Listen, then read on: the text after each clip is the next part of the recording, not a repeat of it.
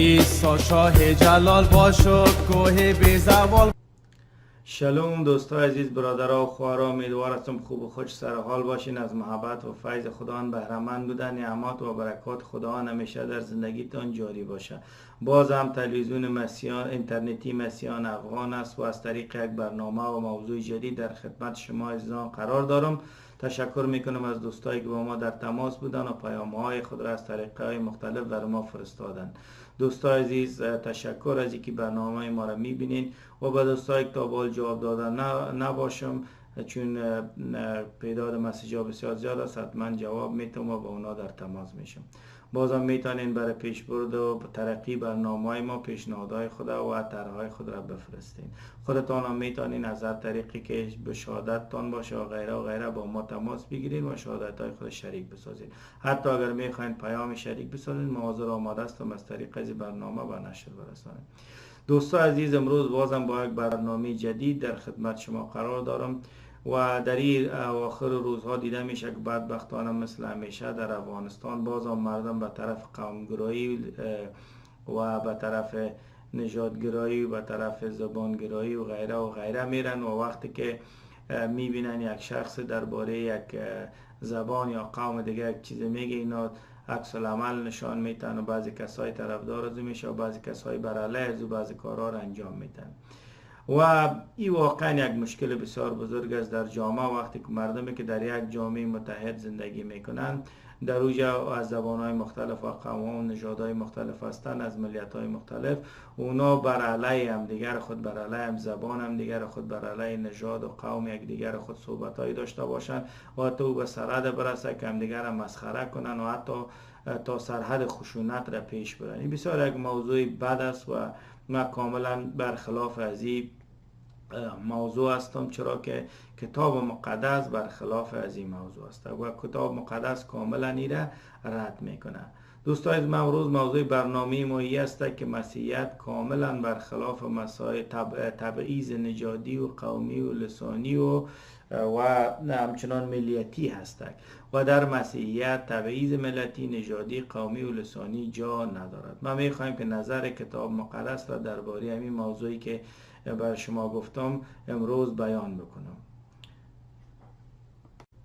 خب دوستان عزیز، ما میبینیم در افغانستان که یکی از هنرمندای افغانستان درباره زبان مادری خود مثلا بعض حرفایی را زد و بعد دیدیم تعداد زیاد از نفرها نه ای که از او حمایت کرده باشند، بلکه به خاطر که انتقام گرفته باشند از او قوم مقابل آمدن حرفایی را زدن و گفتن که این شخص راز گفت و حقیقت همیست و این مردم سنه نداره و تاریخ نداره. بعد اونایی که از او زبان دیگه بودن گفتن که این شخص به نفع از اونا گپ زد و پول گرفته و میرقم. دوستا عزیز، اگر شما متوجه شده باشین، نام حرفای برزد زبان و مردم و قوم دیگه زدن و بالاخره این مسائل بسیار گرم شده و مردم، اما همچون مسائل بسیار کوچک باعث از این میشه که بسیار اختلافات بزرگ در بین جوامع مختلف که اقشار مختلف یک جامعه که از ملیت ها و از زبان ها و لسان های مختلف میآیند،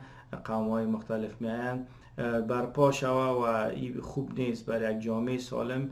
این حرف خوب نیست و یک جامعه سالم باید دارای تبعیض نژادی و قومی و سمتی و لسانی و غیره نباشه دوستان عزیز. ولی ما مشکلات وجود داره.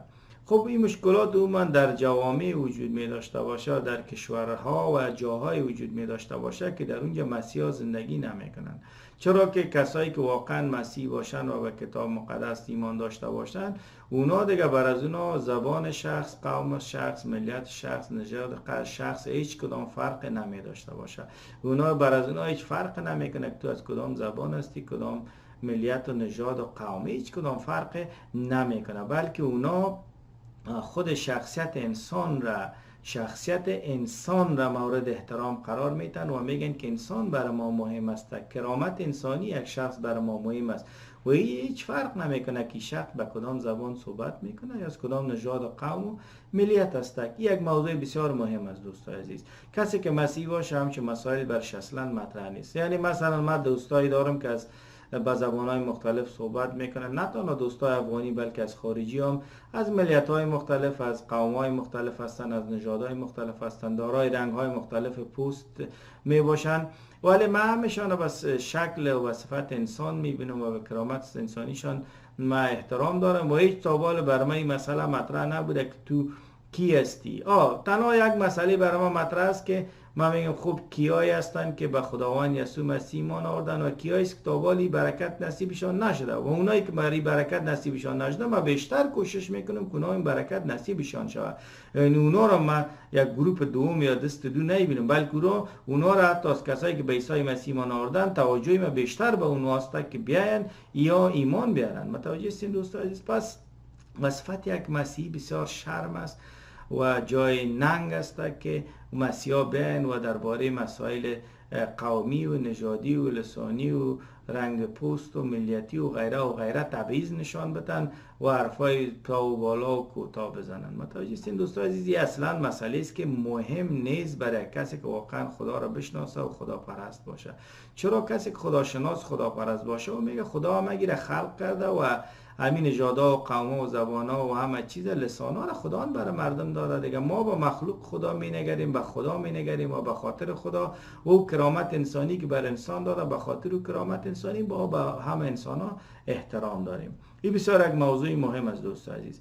این است که این موضوع را ما مسیح از دل خود میگیم، بلکه یک تعلیمی است که کتاب مقدس برای ما داده و مطابق با تعلیم کتاب مقدس ما اگر مسیح هستیم نباید هیچ گونه تبعیض داشته باشیم. یعنی کسی که مسیح است و بگه که من تبعیض دارم یا از حرفای تبعیض آمیز بزنه دیگه، او با ایمان خود حتما کدام مشکل داره یا درک نکرده عیسی مسیح را. به این خاطر دوستان ما میخوایم که از کتاب مقدس چند آیه بر شما بخوانم و بر شما یک قناعت شما حاصل شه که واقعا حرفایی که من میزنم و از کتاب مقدس است و از دل من نیست که حالا ما آمده باشم. متوجه هستین؟ خب و قبل از اینکه من این آیه را بخوانم، ما خود در کتاب مقدس هم چه آیه‌ای داریم که شما تبعیض نداشته باشین، ولی وقتی که ما شما میبینیم در اسلام، اگرچه اسلام هم گفته که لا تفرق بین عرب و عجم، عربی و عجمی، یعنی کسی که عرب از غیر عرب است بین از او فرق وجود نداره، این حرفا را زده که یعنی مسلمان ها را فهمانده باشه، ولی کاملا دروغ است. قرآن کاملا دروغ میگه. به خاطر چی دروغ میگه؟ به خاطر از اینکه محمد میگه که هر کس که اولادی مرا دوست داشت، متوجه هستین؟ هر کس که اولادی مرا دوست داشت مرا دوست داره. به او خاطر است که مسلمان ها میبینیم که اولادی محمد چی مینامند؟ اولادی محمد اونا چی مینامند؟ سید و سالار و سرور خود مینامند. پس این تبعیض است دیگه. یک شخص سید سالار سرور است، ما نیستیم. سید اگه مسلمان باشه کسی، این خودش نشان میده که یک تبعیض در اینجا وجود داره. یا مثلا میگه علما که از وارثین دین است، وارث دین علما است دیگه، مردم نه. این به هر معنایی باشه که یعنی دین یا میفهمن و تدریس میکنن، ولی بر از اونها اگر رتبه داده شده، این معنایی نداره. علما وارث دین است، خیلی مردم دیگه چی؟ این فرقایی است که وجود داره. یک نفر ولی است، یک نفر نیفهمی است. و حتی باز اگر ما به خرافات اسلام بریم، خوجه و میر و نیفهم غیره و غیران پیدا شده که با اون مردم اعتقاد دارن، باور دارن. پس ما و شما که امروز میبینیم، اولی که وقتی که مردم متوجه میشن که تمام اسلام به یک زبان است، وقتی مردم متوجه میشن که تمام عبادت اسلام به یک زبان است، کتاب اسلام به یک زبان است و تمام عبادتی که به او سمت صورت میگیره به طرف اون سرزمینی است که در اوج زبان صحبت میشه، تنها بخشایش گناهان در همون سرزمینی که به زبان عربی است صورت میگیره. متوجه هستین؟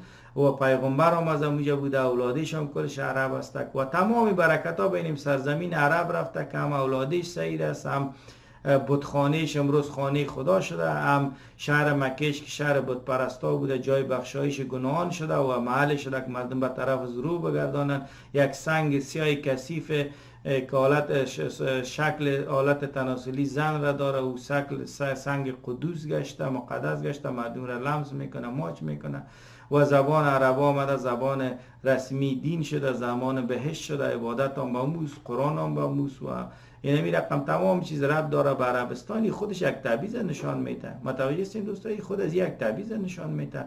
کوی مسائلش یک طرف میمانیم. از اینجا که مردم میبینه متوجه امروز فرق بین عرب و عجم وجود داره. خود اسلامی فرق را به وجود آورد. اگر اسلامی در زبانی که نماز میخوانین بخونین درست است، ولی نگفته اسلامی، حتی گفته دوام به می زبان بکنین. متوجه هستید دوستان؟ پس این فرق را خود اسلام به وجود آورده، فقط یگاهی دروغ را در قرآن نشته کرده، ولی تو که میبینی تمام قرآن پر از تبعیض است. و امروز در دنیا ما شما میبینیم که تبعیضی که بین علما و دیگرها وجود داره، که یعنی فرقی که بین علما و دیگرها وجود داره و علما که از دیگه مردم حامی‌ها میگه یک تبعیض است، خود از این سیدا دیگه کسا را غیر سعید میگه، خودش یک تبعیض است. خدا بلندتر و بالاتر از دیگرها میدانند و به این خاطر اختلافات هم وجود داره. امروز ببینین که سادات در افغانستان آمدن یک رسمیت پیدا کردن، مردمای دیگه بر علیهشان هستند. چرا؟ خوی تبعیضا وجود داره، کلش تاثیر اسلام است که اسلام کاملا دروغ است، نه قرآنش نه حدیثش، همشان این فرقا را به وجود آوردن. به خاطر از این فرقا تبعیض در بین مردم به وجود آمده. این را ما میتونیم بحث هم بکنیم. چند مثالش براتون گفتم. این آیه دروغه که فرق بین عرب و عجم نیست، یک آیه بی‌معنا تمام قرآن به ضد از این آیه است. خب دوستان از ولی ما میایم از مسیحیت میخوانیم، ببینیم که مسیحیت چی میگه. مسیحیت میگه که اگر ما در کتاب کولوسیان در رساله کولوسیان فصل 3 بخوانیم و از آیه 10 میخوانم تا آخر، در اینجا ما شما ببینیم کتاب مقدس برای ما میگه که او مسیحی‌ها دیگه در بین شما باید تبعیض وجود نداشته باشه، فرق وجود نداشته باشه، کی از کجاست، از کدام زبان، از کدام قوم و نژاد و ملیت است، از کدام سمت است، این چیزا باید در بینتون وجود نداشته باشه. چیزی که وجود داره ایمانداری از اون شخص است. مثلا میگه فصل 3 کولوسیان آیه 10 و اکنون زندگی کاملا تازه را در پیش گرفته اید. ایماندارا را میگه که تایان در شناخت راستی ترقی میکنید و میکوشید در روز بیشتر شبیه مسیح خالق این زندگی تازه شوید. در این زندگی تازه ببینید مسیحا تازه ملیت شخص، نژادش، سوادش و مقام اجتماعی و اهمیت و ارزش ندارد، چون همه مردم میتوانند به یک اندازه به حضور مسیح بیایند. آنچه واقعا اهمیت و ارزش دارد حضور مسیح در زندگی شخص است. برای ما مسیحایی مهم نیست که تو از کدام زبان هستی، از کدام قوم و نژاد، چقدر سواد داری، موقف اجتماعی چی است، که برای ما مهم نیست. برای ما مهم است که واقعا مسیح در زندگیت حضور داره یا نه، تو واقعا با واقعیت باور داری یا نداری. اگر نداری ما تبعیض قائل نمیشیم، بلکه کوشش میکنیم که یک قطره به تو برسانیم. پس دوستای مسیح من میبینم در فیسبوک شما بعضی وقتا بعضی چیزای بر علیه این زبان و او زبان نشته میکنین. حالا ما شما میفهمید در افغانستان یگان وقت یک قوم سر قدرت است و بعض دیگه قوم دیگه سر قدرت است، متوجه هستین؟ ولیش برای ما شما به صفت مسیحای هیچ ضرور و لازم نیست که ما شما بر علیه یک قوم نشته کنیم، بر علیه یک زبان نشته کنیم، بر علیه یک ملیت نشته کنیم، بر علیه یک نژاد نشته بکنیم، بر علیه یک سمت نشته بکنیم. این برای ما شما جایز نیست. این کار بانین برای مسلمان ها، چرا دینشان همیشه برشان یاد داده. متوجه هستین دوستان؟ ما و شما نباید همچون یک چیز باشیم و همین رقم ما به صفت یک مسیحی باید که به خود انسان احترام داشته باشیم. انسان برای مهم باشه، کرامت انسانی شخص برای ارزش داشته باشه، نه مسائل دیگه ازی. و هیچ گونه تبعیض ما باید نسبت به هیچ انسان قائل نشم از هر نگاهی که باشه و انسان ها را باید در هر حالت و به هر حالت که هستن دوست داشته باشم و همیشه در خدمت انسان ها قرار بگیرم. پس دوستان عزیز، تعلیم مسیحیت بود. مسیحیت بر علیه هر گونه تبعیض لسانی و مقامی و سمتی و نژادی و ملیتی هست و در مسیحیت همچون تبعیضای اصلا جا ندارد و ما مسیحا باید که از تبعیض، از هر نوع تبعیض و تبعیض‌گرایی باید که ما دوری بکنیم. و مرا ببینین دوستایی است که ما درباره هیچ مسئله سیاسی، چون همه مسائل سیاسی امروز کشور ما و حتی کشورهای منطقه و همی کانادا ربط داره دوستای عزیز با مسائل نژادی و قومی و سمتی و دیگه. به او خاطر دوستای عزیز ما درباره این مسائل صحبت نمیکنم. اگر مسائل دینی و مذهبی باشه ما درست صحبت میکنم، میگم اینمی دین و مذهب اینی مشکل را داره و از جانب خدا نیست. چرا که دین و مذهب چیز نیست که فرض مثال یک انسان او را نتانه تغییر بده. مثلا زبان مادری یک شخص یک زبان است که تو تغییر داده نمیتونی، اونم زبان است که یاد داری. شاید زبانهای دیگر یاد بگیری ولی اون زبان تو نمیتونی که بیخی از او تغییر کنی. بگی من دیگه هیچ فارسی نمیگم، انگلیسی میگم. امکان نشانه وجود نداره، هر چی باشه اونم زبان مادریت است. و اگر تو فرض مثال از یک قوم باشی، نمیتونی من دیگه از این قوم نیستم یا از این نژاد نیستم، رنگ پوست سیاه باشه بگی نه من سفید هستم، سفید باشه بگی من سیاه هستم، یا من از این ملیت نیستم بیخی از این سمت من نیستم، هیچ تغییر داده نمیتونی. ولی دین مذهب چیزی است که یک چیز بی‌معنا و سر تحمیل شده، متوجه استی؟ ولی زبان سر کس تحمیل نمیشه، چیزی که او را خودت یاد گرفتی از سمت که هستی، از اون جایی که هستی، از اون قوم که هستی. ولی دین مذهب وقت تعمیل شده می باشه باید در مخالفت به او صحبت کرد. من درباره بر علیه دین مذهب صحبت میکنم، چرا دین مذهب چیز مهم نیست بر انسان باید خدا را بپرسته، به دین مذهب هیچ احتیاج و نیاز نداره. ولی درباره مسائل که به سمت و قوم و زبان و غیره ربط داشته باشه من نمیخوایم هیچ وقت صحبت بکنم. گفتم مسائل سیاسی امروز افغانستان و منطقه و حتی مسائل کانادا و امریکا و کشورهای غربی هم با همچون مسائل بعض وقتا دخیل می باشه، ربط می داشته باشه. به او خاطر من نظر نمیتم، چرا میگم نشه که یک تبعیضی از طرف ما صورت بگیره و ما هم تبعیض‌گرایی کرده باشم. پس دوستان عزیز باید بسیار زیاد متوجه باشیم و از کتاب مقدس هم خواندیم و در آخر هم بازم من میایه را بر شما میخوانم تا دوستای مسیحی ما از این مسائل دوری بکنن و بجوین و کسایی که غیر مسیح ببینن به چیزای بهترین و خوبتر در مسیحیت وجود داره، فرقها را ببینن و بین به خدای حقیقی ایمان بیارن، از خدای فاسد دروغی اسلام دست بکشن.